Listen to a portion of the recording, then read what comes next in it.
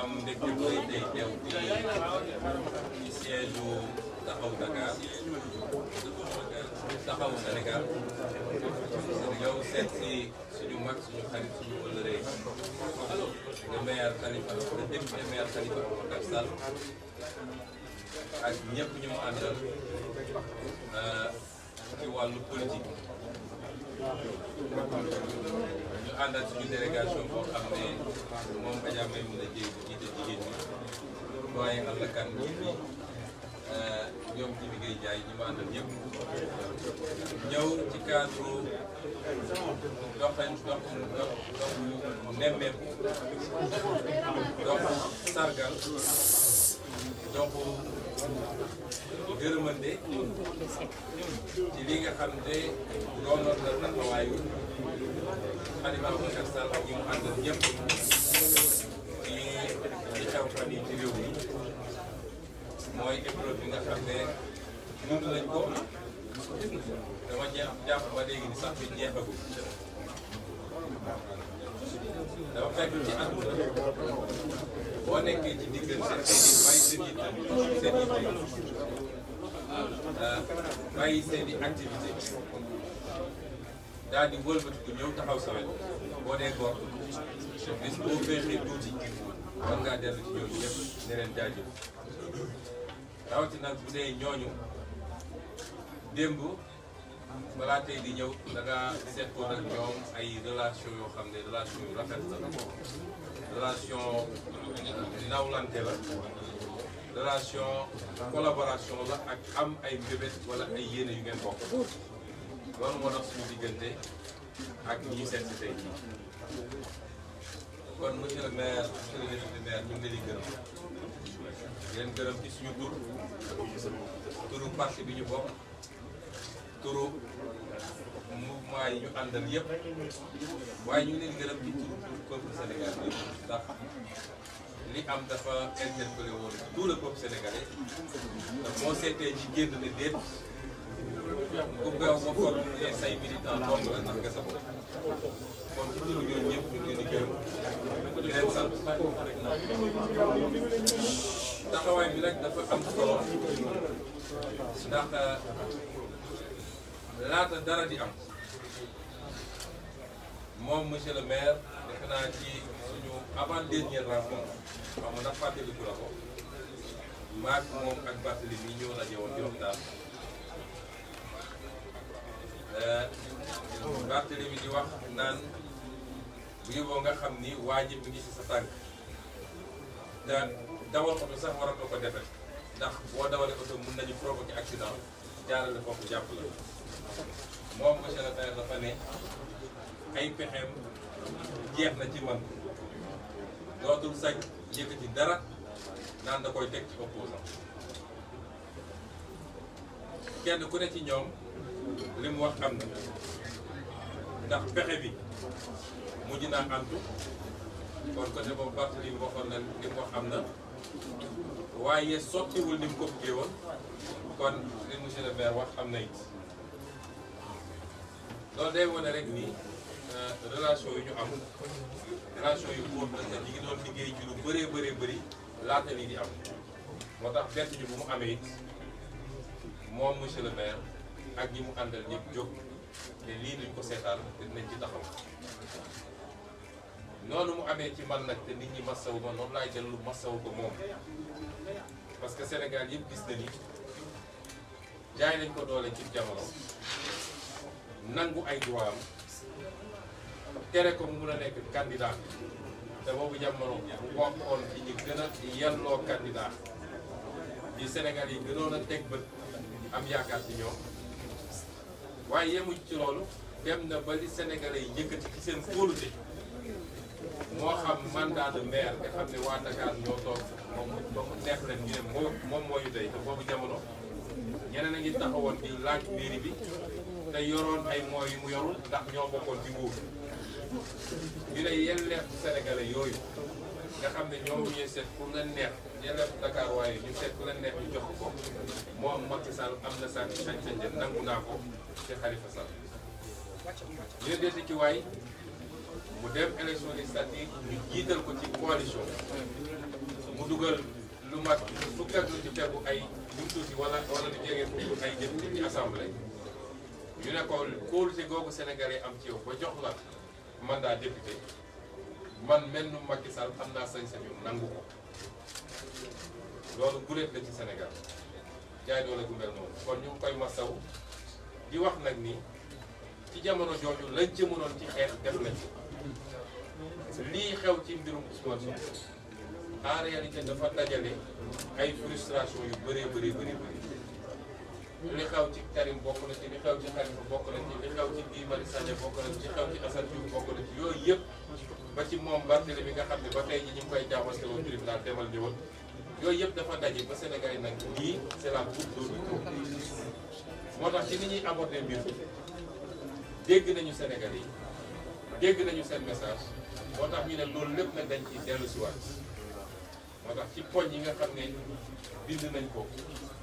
teg ko muy ay exigence du ay doléance ay exigence ñu teg la te moom dina ko def wala ñu jàmmarloo moom point yooyu dañu dellu si gannaaw loolu yëpp donte am na lu mu joxe yàmb ndax waroon nekk candidat ñu xañ na ko loolu dara mënatu koo remplacer waaye dañu ne bis bi tey dootuñu ko nangul lool du moom mooy toog seet kan moo war a am liberté wala kan moo ko ñàkk kan moo war a nekk candidat wala du ko nekk kan la ñuy jox carte électeur wala kan la ñu dul jox loolu constitution may pour kenn ak ko mu ci doon rawatina nag président de la république nga xam ne moom moo ñu war a jëkk a tënku ci constitution boobu. kon looloo taxoon ci cadre tournée yi ñuy def fépp dañ fa def mais fii dafa am importance particulière laata lii am wax naa ni am na jéego yoo xam ne ñu doon liggéey te Sénégal yëpp xam nañ ko mooy taxawal kuréel bu yaatu front bu yaatu boo xam ne day dajale ñi nekk ci opposition bi yëpp front boobu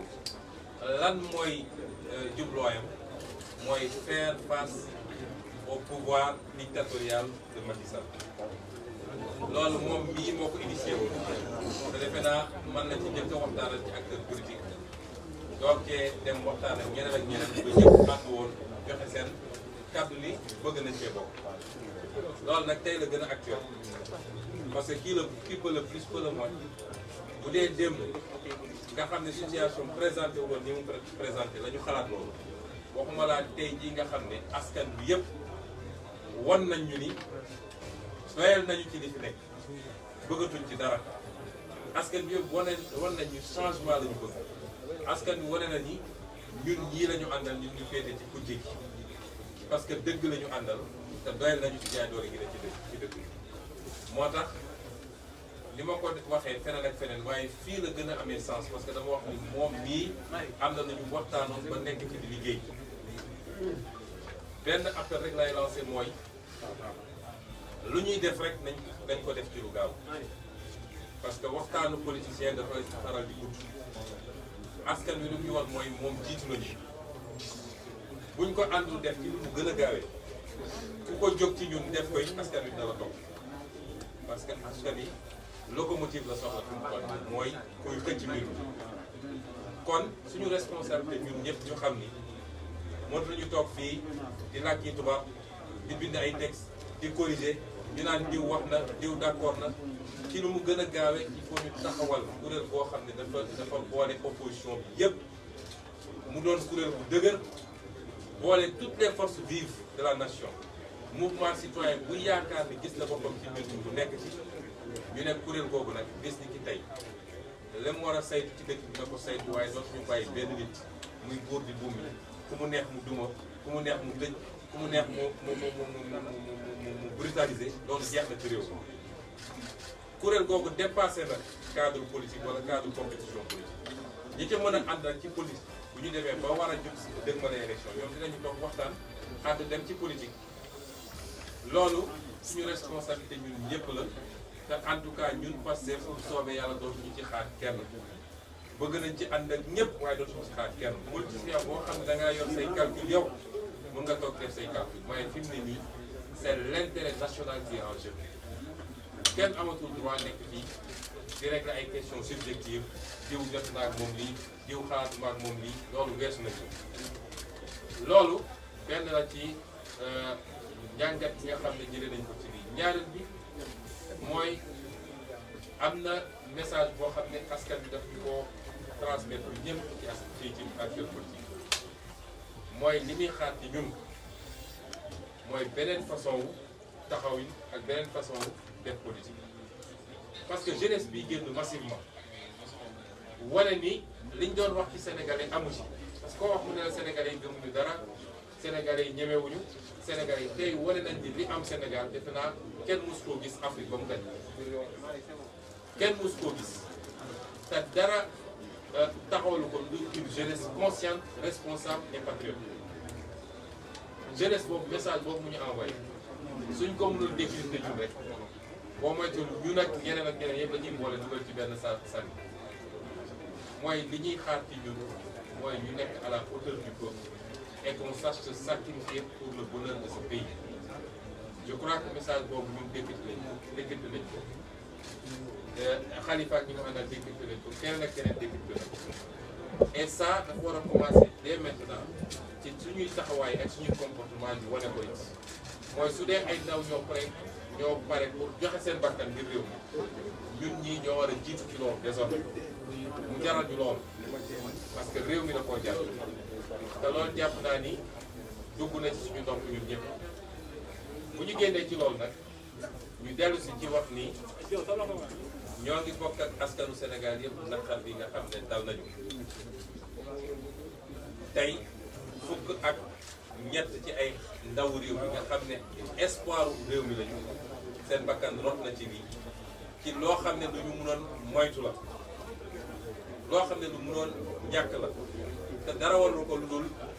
bëgg nguur ak yaakaar ne da nga war a sax ci nguur loolu it ñu ngi koy boole nag ñu ngi ànd ci ko naqar ak askan bi yépp di wax ni dafa gën a yokk suñu responsabilité ci réew mi te loolu du doon loo xam ne dañ jàll par perte au profit mooy du jaas la ci war a am yëpp dina ci am ku foog ni mën nga nekkati ci réew mi di def loo neex parce que dégg na ne nguur da ngaa nax sa bopp loolu il faut mu jeex ci réew mi ñuy jaale ñi nga xam ne seen doom wala seen mbokk faatu na ci mbir mi lañ ci mën ñu ngi koy def ak ay bonne volonté ci jàpp di dellu di gërëmaat sëñ Mountakha Mbacké xalif général des Mourides ndax li mu def dafa rafet gannaaw bi mu jëlee responsabilité ne lii war nañ cee dugal suñu loxo def ko ci anam goo xam ne wanewul parparloo wanewul péete waaye dafa ne dëgg rek moo ma ñor waaye yemul ci loolu dafa yëkkati lu am solo ci alal ne lii maa ko teg ci mbir mi pour ci jàppale ñi nga xam ne gaañu nañ ci wala ñi nga xam ne seen bakkan rot na ci ñu jox leen ndàmpaay démb bi ñu ma wooyee wax ma ko ñi mu yónni dama leen ne ñun duñ ci laal duñu nangu benn politique laal ci waaye liste détaillée bi nga xam ne ñi gaañu ak ñi faatu ak ku nekk ban façon gaañu la ak adresse am ak fu mu dëkk ak contact am yëpp dinañ leen ko jox bu ko defee seen délégation dem fa lañ fa war a joxe ñu joxe ko ci turu sëriñ bi ñëpp xam ne lii sëriñ bi moo ko andi pour jàppale askan bi kon loolu rafet la ci Sénégal moo tax ñu nit mënuñoo di bañal suñuy kilifa yooyu mënuñu leen ko bañal parce que dañu taxaw taxawaay boo xam ne dafa mat taxawaay ci kilifa ci réew mu mel ni Sénégal kon ñu ngi leen di gërëm moom ak yeneen xalif généraux yëpp ak église bi parce que ñëpp intervenir nañ ñëpp def nañ ñu waroon def dafa fekk suñu doyee di ñun en tant que acteur politique ñoo taxawul taxawaay bu mat rawatina ñi mënoon a yemale mbir mi fu mu war a yem waaye jàpp ni am nañu occasion pour xàll yoon pour mandat à vie loolu jiital leen ba ñu bañ a yem ba tey askan wi leen yemale moo tax loo ci gis koo xam ne da nga doon jaay doole te tey yow ay char de combat ñoo la wër muy sa kër muy pale ñemetoo génn doxantu moo tax doole yàlla rek ko yor ku beew ba jàpp ni yow yor nga doole bu kenn yorul ndax nga sa bopp kon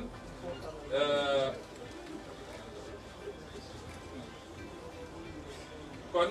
ñu ngi leen di gërëm loolu la ñu bëggoon a wax di dellu si di gërëm suñu mag Khalifa Sall di wax ni am nañu ubbeeku bu doy lu weesu situation bi ñuy dund ci joxante loxo ak moom ak mouvement bi ñu liggéey ngir Sénégal anam yi ñu koy defee nag ñoo ngi ciy waxtaan bu baax li ñuy wax nii waaye lu jiitu bi amoon nañ yéene boobu te tey la ñu gën a am yéene boobu parce que Sénégal du benn nit a koy defar du benn groupe a koy defar il faut ñu xam ni bokk gis-gis bu yaatu bokk programme waaye jàppante joxante loxo mooy permettre ñu defar Sénégal loolu la ñu bëggoon wax ci lu gàtt di jaale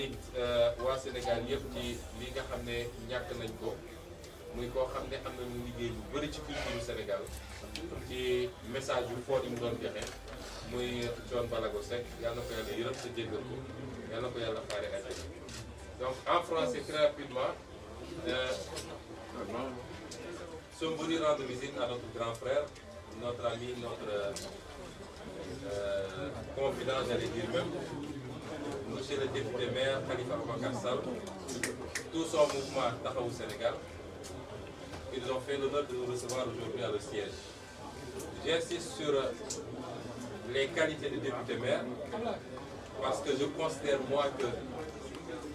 le statut que confère un peuple, personne ne peut l'annuler. Et donc, c'est à tort, c'est illégalement et injustement que le député maire Khalifa Sall a été privé de ses statuts que le peuple lui a conféré par la voie des urnes, c'est-à-dire la seule voie démocratique connue. Les dérives dictatoriales de Macky Sall, depuis tout reproché, mais il n'a jamais empêché un adversaire de pouvoir se présenter à une élection. En 2007, la menace la plus ténue contre son régime venait de Idrissa Seck. Et pourtant, il a élargi les prisons avant les élections et lui a permis de participer à ces élections de 2007. Car on n'a jamais vu un candidat empêché sous le régime d'Abdoulaye Wade. Et je crois même que sous le régime du PS, jamais, même si le président Abdoulaye Wade a pu être emprisonné par moment, mais avant chaque élection, il a recouvré tous ses droits pour pouvoir se présenter et compétir. C'est la première fois dans l'histoire politique du Sénégal où on a un président qui s'est juré qu'il ira à des élections sans opposition. Et c'est symptomatique qu'un homme politique puisse dire, à partir du moment où il est élu à la magistrature suprême, puisse dire publiquement que j'ai réduit l'opposition à sa plus simple expression. Ça, c'est l'habit type d'un potentat. Dans une démocratie, personne ne peut envisager de réduire l'opposition à sa plus simple expression. La démocratie, c'est une majorité qui gouverne et une opposition forte qui s'oppose. Sans cela, on n'est plus en démocratie. Et il l'a matérialisé par des pratiques malsaines, par la corruption d'opposants pour les retourner en faire des alliés, avec cette fameuse règle, cette fameuse théorie de la transhumance qui n'honore pas la classe politique. Parce que ça renvoie à l'animalité même, aller chercher l'herbe là où elle est verte. Donc, c'est ensuite l'utilisation ou le détournement des moyens d'État, la justice, l'administration, les forces de sécurité pour traquer des opposants et les éliminer systématiquement. On n'a jamais vécu cela au Sénégal de cette façon. Jamais. Cette façon inélégante de faire la politique de mauvaise personne et en instrumentalisant et son pouvoir judiciaire et le pouvoir législatif pour simplement liquider un adversaire politique. Nous n'avons pas été seuls dans ce combat. Toute mémoire de Sénégal, mais toute la classe politique, les mouvements citoyens, la société civile s'est levée comme un seul homme pour dire que ça suffit. Mais ce mouvement, nous devons comprendre que ce n'est pas lié seulement à l'affaire Ousmane Sonko. C'est le condensé d'un ensemble de frustrations, de reflux et de rejet des méthodes de Macky Sall, qui part de ce qui a été fait contre Karim Wade, contre Khalifa Sall, contre les activistes qui sont tout le temps emprisonnés parce qu'ils ont distribué des tracts, parce qu'ils ont manifesté. Tout ce qui a été fait jusqu'à présent, c'est ce condensé qui a explosé à un moment donné et pour dire non à Macky Sall. Et nous rendons un hommage appuyé à ce peuple sénégalais qui, une fois de plus, a démontré toute sa grandeur. Mais nous devons en tirer des enseignements, nous, en tant qu'acteurs politiques. Parce que tous ceux qui sont mobilisés, se sont mobilisés dans un cadre et dans un élan citoyen. Mais parmi tout ça, tout cela, c'est nous, acteurs politiques, qui avons assumé la responsabilité, l'intention d'aller un peu plus loin, c'est-à-dire de briguer un suffrage et de demander au Sénégal de nous faire confiance pour transformer ce pays qualitativement et quantitativement. Et donc, nous devons en tirer un certain nombre d'enseignements. Le premier de ces enseignements, c'est que le peuple semble être plus prêt que sa classe politique. Nous devons nous rattraper ce peuple aujourd'hui. Nous devons montrer que nous sommes à la hauteur de ce peuple. En quoi faisant, il est temps que toutes les forces vives de la nation, l'opposition politique, la société civile, les mouvements citoyens, indépendamment des colorations politiques, indépendamment des ambitions et des projets que nous retrouvions autour de l'essentiel, et l'essentiel c'est de défendre la démocratie sénégalaise. L'essentiel c'est de défendre nos acquis, mais l'essentiel c'est d'être du côté du peuple qui souffre. Ça c'est le premier enseignement. Si nous savons décrypter le message de ce peuple,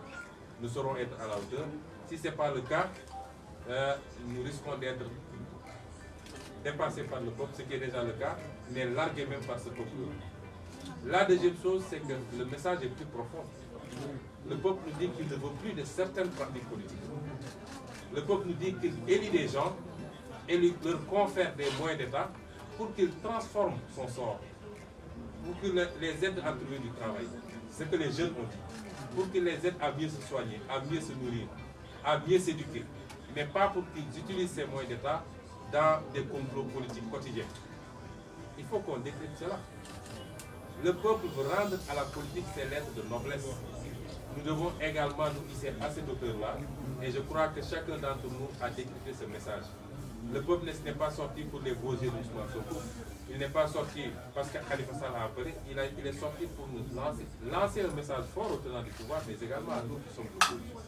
Je crois que nous n'avons plus le choix. Nous sommes obligés de nous aligner et d'être à la hauteur de ce peuple-là. C'est les enseignements que nous tirons au pied levé de ce qui s'est passé, tout en continuant à regretter les pertes d'envie humaines. Continuant à regretter également ces innombrables blessés, dont certains ont eu des blessures très graves. Certains ont perdu un œil, d'autres ont été amputés. Civils comme militaires, nous le regrettons. Le seul responsable, vous savez qui c'est la boulimie du pouvoir, le rêve obsessionnel d'un mandat à vie, je ne parle même pas d'un troisième mandat, qui nous a conduit à tout cela. Et nous en tirons toutes les conséquences de droit, parce que l'impunité fait le lit de la reproduction de ces comportements. C'est parce qu'on n'a pas su tirer les conséquences de ce qui s'est passé en 2011, ce qui s'est passé dans les universités, avec les assassinats lâches d'étudiants. C'est pour cela que ça continue et qu'on peut commettre des nervis, les armées pour qu'ils tirent sur des gens. C'est pour cela qu'on peut avoir des éléments de forces de l'ordre qui tirent à bout portant sur des manifestants désarmés. Ça, il faut que ça s'arrête définitivement au Sénégal. Et nous mènerons ce combat-là et toutes les responsabilités sont situées. Je ne pourrais terminer sans remercier tous nos guides religieux. Tous nos guides religieux, musulmans, catholiques, nos guides coutumiers également. Mais de faire une mention spéciale à Serigne Mountakha Mbacké, qui a assumé la responsabilité d'engager des initiatives de manière équidistante. Il l'a dit lui-même, il n'est pas partisan, mais il ne peut pas, en tant qu'autorité religieuse de cette envergure, rester insensible à ce qui se passe dans ce pays. Je disais, les gens ont tendance à dire que les guides religieux n'interviennent pas. Ils ont tous, à un moment ou à un autre, ils ont pu intervenir, ils n'ont pas été écoutés. C'est ça la réalité. C'est quand ça brûle et que celui qui se croyait extrêmement fort s'est retrouvé en position de faiblesse qu'il est allé recourir à ces mêmes guides religieux. Ils ont accepté de jouer le rôle qui est le leur. Nous, personnellement, ils nous ont envoyé une délégation, ce qui est honorable. Cette délégation est venue nous transmettre, je ne dis même pas les demandes, mais le ndigal du Khalif, de lui accorder un temps d'accalmie, mais en contrepartie de lui remettre nos revendications, et qu'il se chargerait, lui, d'en référer à qui de droit et de demander à ce que des actes soient pris immédiatement pour apaiser le pays. Ce qui a été fait immédiatement. Je crois que hier, dès qu'il a reçu le compte rendu, ou le dimanche, il a fait ce qu'il devait faire, et un délai a été demandé, notamment pour libérer immédiatement les prisonniers politiques. Nous pensons et nous espérons qu'avant la fin de cette semaine, ces prisonniers politiques seront libérés et retrouveront leur famille tranquillement. Après, il y a une dizaine d'autres points qui concernent des engagements politiques. Nous avons demandé aux autorités religieuses d'accompagner, parce que le dialogue est le dialogue du sourd quand il s'agit de dialogue entre les acteurs politiques seulement, mais d'être garant de ce qui devrait être fait, notamment la question du fameux troisième mandat. On ne veut plus en entendre parler. Il n'est plus admissible que quelqu'un au Sénégal puisse se mettre devant le peuple pour penser une fraction de seconde qu'on le laissera faire ad vitam aeternam des mandats. Un troisième mandat est à exclure, et le jour où quelqu'un voudrait le faire, on ira le déloger au palais. Ça, c'est très clair. Mais beaucoup d'autres questions, le calendrier électoral, qui ne peut plus être laissé à l'appréciation d'une seule personne qui dit je ferai les élections quand je veux. Ça également, c'est fini au Sénégal. Et beaucoup d'autres problématiques, vous avez dû voir les points qui ont été remis, en tout cas au Khalif général des Mourides, et à toutes les autres autorités religieuses, mais qui sont partagées par toutes les forces vives de la nation. Donc nous remercions ces autorités religieuses pour leur accompagnement, et nous réitérons ce que j'ai dit tout à l'heure en Wolof, notre ouverture, notre main tendue à nos amis de Taxawu Sénégal, à notre grand frère Khalifa Sall, à une collaboration la plus large possible, à tout point de vue, pour ensemble partager une vision, partager des axes programmatiques, mais aller ensemble vers ce qui devra changer ce pays définitivement, parce que ce pays ne sera pas changé par un homme. Ce pays ne sera pas transformé par un groupuscule. Il faut que toutes les forces saines de ce pays se retrouvent autour de l'essentiel pour qu'ensemble nous puissions changer le pays. Et je pense que nous pouvons valablement penser que Taxawu Sénégal en fait partie. Donc merci à Taxawu Sénégal, merci à M. le vice-maire. Je vous remercie tous.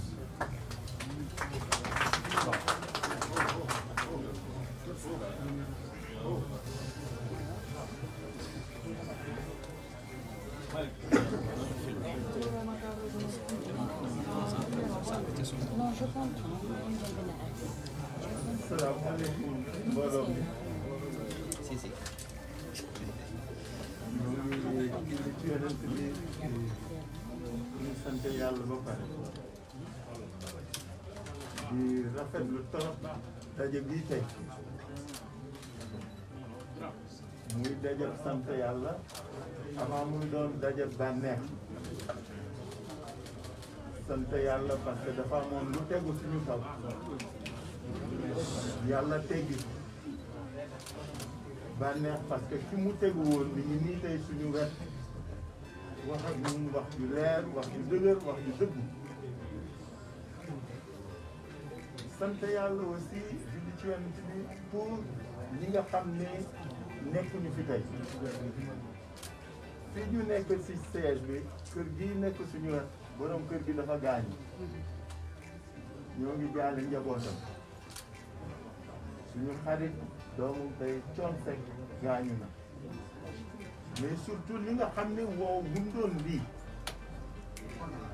ay xale yu ndaw parce que ñi ci mag weesu wu ñu ñaar fukki at ak nangam dañu ñàkk seen bakkan ci li waraloon lii. ñooñu aussi comme ni ko Ousmane waxee fu ñu toll war ñu leen fàtt. c'est des martyrs. C'est des martyrs. Ils devront être fêtés chaque fois que la démocratie sénégalaise le pourra être. Donc ñu ngi leen di jaale ñooñu di mastawu ñi nga xam ne ñëpp gaañu nañ. soo demee xool xale yi ni ñu gaañu yi am ñii ci bopp ñii ci loxo ñii ci biir ñii ci tànk te kenn onkul ces blessés font preuve de tellement de dignité que da ngaa sant yàlla ak lu mu métti xale yi koo ci wax rek dafay ree ni la ah jar na ko boobu mooy rey nit donc Ousmane dañuy kontaan bu baax ba ñu sant yàlla fay ñu recevoir ni wax nga ko suñu ànd ak suñu wax yàgg na suñuy mëbëti ñoo ngi koy doxal yàlla ko yàlla fay mais mëbëti dara lalu ko lu dul liggéeyal Sénégal liggéey ngir Sénégal yi loolu moo tax ñuy wax di ànd di jëf lii nga dund la perte la mais ce que j'ai apprécié dañ ci wax lépp c'est la constance et la cohérence de ta conduite et de ton attitude durant toutes les épreuves bala moo ñëw bi mu ñëwee ak di nga génn sa dara soppeekuwul changé wul du kàddu du jëfin du taxawaay du waxin nga sant ko yàlla bu baax ko ñu la defar nii parce que yenn jikko la jikko yi tax nit di am lu muy mele donc di sant yàlla sant say waajur sant nag ñi nga àndal ñëpp ah sa ñëw fii tey nag wax nga ko amoo droit gërëm kenn parce que li ñu def naam li la dal mooy prétexte bi mais réew mi tax nit ñi def su nit ñi naan démocratie liberté au Sénégal dañuy toog a teg libérer Ousmane Sonko parce que su loolu amoon doo am bi doo dund bi nga dund et ndokk yàlla di nga defee lecture événement bi noonu te réew mi waa réew mi seen ëllëg seen melokaan seen dundi seen dund moo tax loolu lépp nekk donc ñu ngi rafetlu bu baax lii nga dox tey tànk yi rafet yàlla bu ñu gaaw fayante ah c'est vrai j'avais dit que tu ne devras jamais être le troisième loolu laa waxoon dama ne doo doon ñetteel bi te mu jaraloon nit ñi nag lu bari parce que nag trop c'est trop ñu sant yàlla bi mu ñu matalee loolu nga xam ne moom lañ yéene woon mu defal ñu félicité la félicité ce mouvement félicité sa parti seen taxawaay parce que loolu naka am solo mais li nga xam ne moom la ñuy jànge ci lii mooy qu'est-ce qu'il faut en faire qu'est-ce qu'il faut en faire xale yi faat xale yi gaañ borom alal yi ci ñàkk seen alal ñi ci seen kër dem ñi ci seen alal ñàkk waruñu neenal waruñu rëccu loolu nga xam ne moo leen dal war nañu ñu ñëpp nañu comprendre ne tabaxaat Sénégal bu bees mooy li ñu war tabaxaat Sénégal bu bees nag wax nga ko léegi ku nekk ci ñun war na seetaat boppam war na xool li xale yi naan tribunalu conscience ku ne nga xool sa digganteeg yow ak askan wi ndax la nga war def lépp yaa ngi koy et c'est pourquoi je suis d'accord avec la première des leçons il faut que xel yeeg xalaat yeeg façon def politique changer dans ce pays façon def politique moo war changer nit ñi di fàtte seen bopp bañ jiital seen bëgg-bëgg mais jiital rek réew mi askan wi ak lu koy jëriñ ak lu koy demal kan suñ ko defee lu bari danay tax ñu dem avancer ñaareel bi mooy ñun homme politique wax nga dëgg depuis le mois de novembre ñu ngi dox parce que nag li ñu gëm mooy booloo mooy doole te nit ki du nu mu waxee na mu jëfe dong na li ñu gis mooy quand il y a une majorité qui se conforte qui se consolide et qui s'élargit il faut une opposition qui s'unit qui se renforce et qui est puissante et forte. Si les deux forces ne sont pas égales, du am combat. moo tax ma di la aussi delloo njukkal parce que bañ ko doxee ci ñu jëpp d'accord nga bokk maa ngi ren nag waxoon nga ma sa xalaat te bëgguma nga am dëgg ci man mais li am solo mooy loolu ñuy dox mooy li war. Il faut que l'opposition soit unie, mais pas l'opposition politique. C'est tous ceux qui sont dans la vue publique, les partis politiques, la société civile, les activistes, les éléments, les acteurs du développement, ñun ñëpp ñoo war dëkkaloo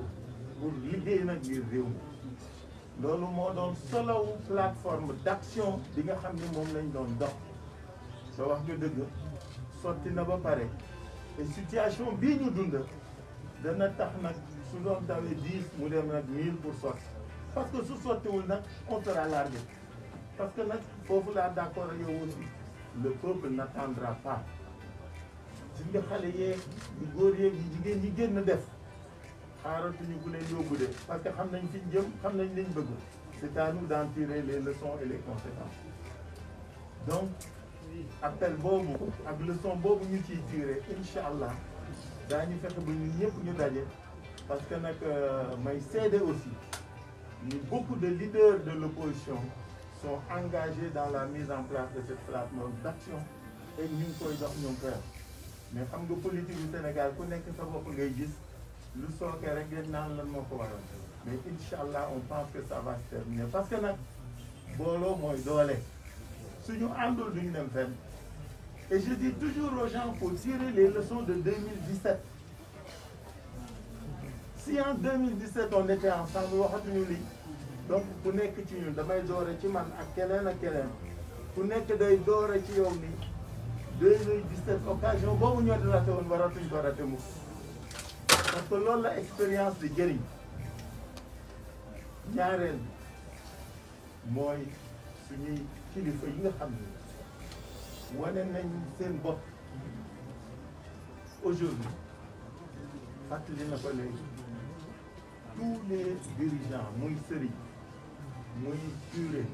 muy évêque muy archevêque muy cardinal ñëpp dugg nañ ci seen loxo pour que jàmm dellu si ñooñu yéene la ak yaakaar la ñu am yéene ak yaakaar yooyu ñun ñi ñoo ko war ak le pouvoir en place parce que nag du ñun ñoo seq liggéey beeg wax ji dafa am ñu ko seqal ñooñu il faut que ñu jouer seen rôle et on pense qu'aujourd'hui le moment est propice et favorable pour que l'État, le gouvernement et la majorité fassent leur part et que ñu nit opposition ñu def suñu bopp parce que loolu mooy dëgg aussi ñeenteelu jàngat mooy que ni réew mi moo am solo lépp luñ ci bëgg def te jiitaluñu intérêt réew mi ak waa réew mi duñu sottal dara boobu nañ ko xam te nag kenn dootu ko nangu kenn dootu ko nangu moo tax Ousmane ñu kontaan trop tey daje yow fii massa wala coono féliciter la féliciter ñi nga àndal ñëpp mais surtout remercier et dire notre reconnaissance au peuple sénégalais parce que ñoom rek a jar gërëm ñoom rek ñoo jar gërëm ñoom rek ñoo jar sant parce que ñoo liggéey li tax ñu egsi fii en tout cas li nga wax ci lañ nekk dinañu fexe ba démocratie bi sax problème yi ngeen posé nag je crois que y a pas de choix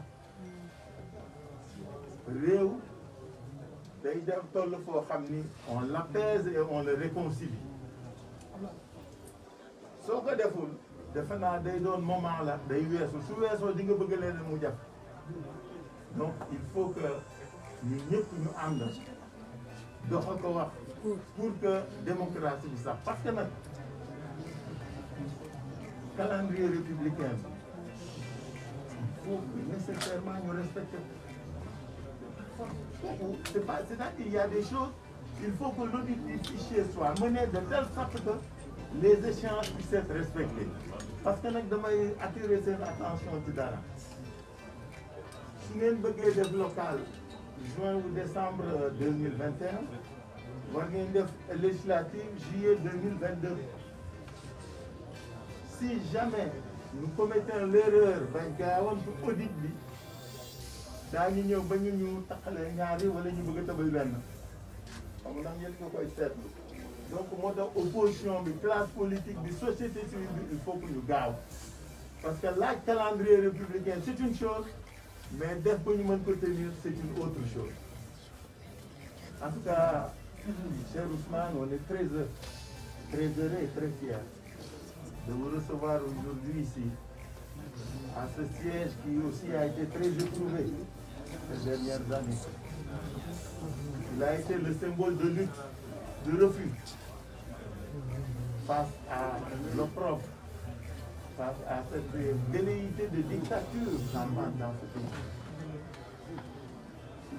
Et vous êtes venu rendre visite, à remercier, parce que nous avons fait notre devoir. Et jamais nous remercier. Le combat qui a été mené par chacun de nous est une obligation de chacun et de chacune. Si nous ne nous étions pas battus pour Ousmane Sonko, je crois que ça ne serait fini de tous les politiques. J'ai dit de 2012 à maintenant qu'on me dise quels sont les leaders de l'opposition qui n'ont pas encore été en prison. C'est là la question qu'on pose. Ce n'est pas combien ont été en prison. Les 2/3 ont fait la prison. 3 mois, 6 mois, 12 mois, 3 ans, 2 ans et demi. Donc, c'est le nombre de ceux qui n'ont pas été en prison qui est important. Mais ceux qui ont été déjà sont assez nombreux et ça suffit.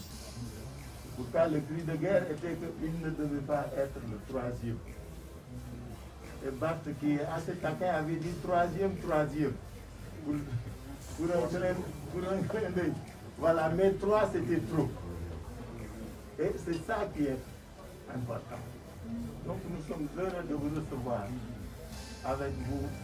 tous les membres de votre parti et de la plateforme. Je vous félicite, mais surtout que ce soit l'occasion de rendre hommage à la population sénégalaise et de prier pour tous ceux qui ont fait le sacrifice suprême de leur vie durant ce combat. Des jeunes enfants, des jeunes femmes qui ont perdu la vie, qui ont été blessés durant les combats, que ce soit les jeunes, que ce soit aussi les forces civiles militaires qui, dans la conduite de leur mission, ont eu à connaître des dommages, donc à être blessés. À cela aussi, nous disons merci, bravo, et vraiment nous sommes de tout cœur avec eux. Nous vous recevons pour vous encourager, mais pour vous dire notre fierté quant à l'attitude qui a été la tienne dans le combat. Cette attitude de dignité et de combativité, cette attitude inclusive dans la conduite de ce combat, reconnaître que c'était au pays de s'organiser, de s'unir pour se battre, a été une très bonne démarche. Donc c'est pourquoi Tahabou Sénégal est heureux de vous recevoir, pour prier pour ces morts, pour remercier ce peuple qui s'est mobilisé, mais surtout pour rendre grâce à Dieu et remercier toutes ces autorités qui se sont impliquées, autorités religieuses, confessionnelles, autorités de la société civile. Vous avez raison, chacun de nous a été approché, a été consulté dans des démarches pour trouver des solutions. Donc toutes ces personnalités de la société civile, autorités religieuses qui se sont impliquées, merci à elles. Merci à elles, merci à elles. Ça signifie qu'au moins on ne doit pas désespérer de ce pays, puisqu'il existe des ressorts grâce auxquels, à chaque fois qu'on est au bord du gouffre et du précipice, on sait toujours s'arrêter. Ça doit être considéré, compris, accepté comme un acte.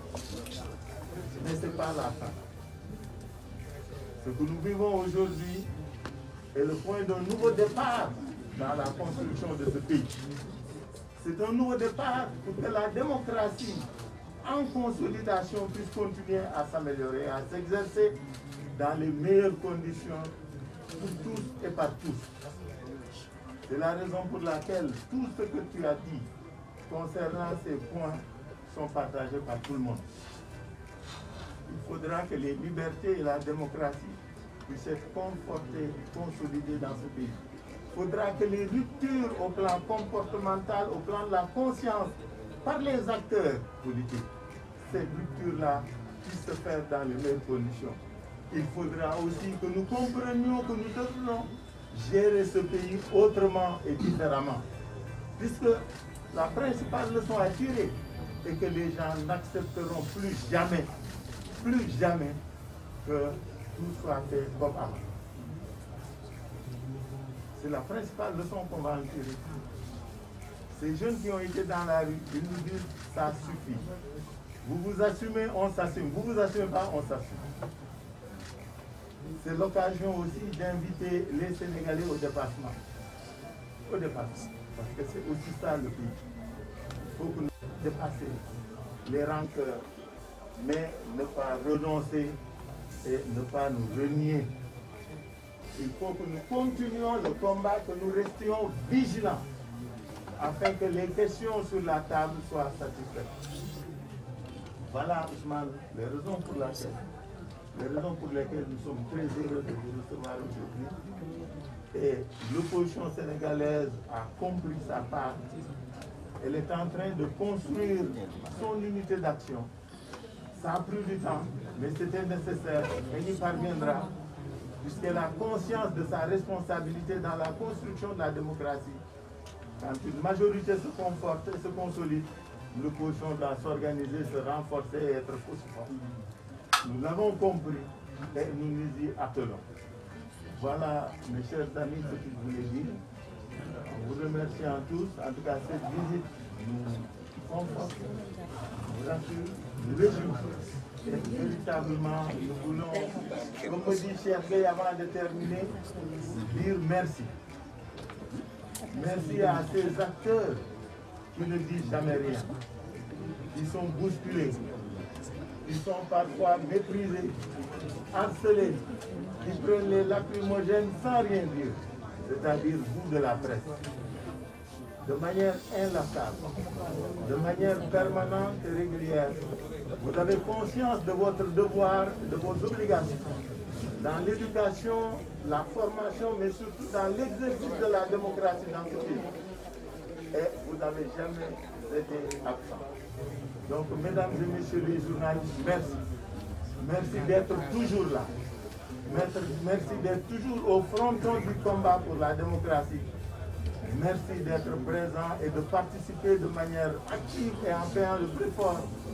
au développement de ce pays. Car merci d'être venu. Et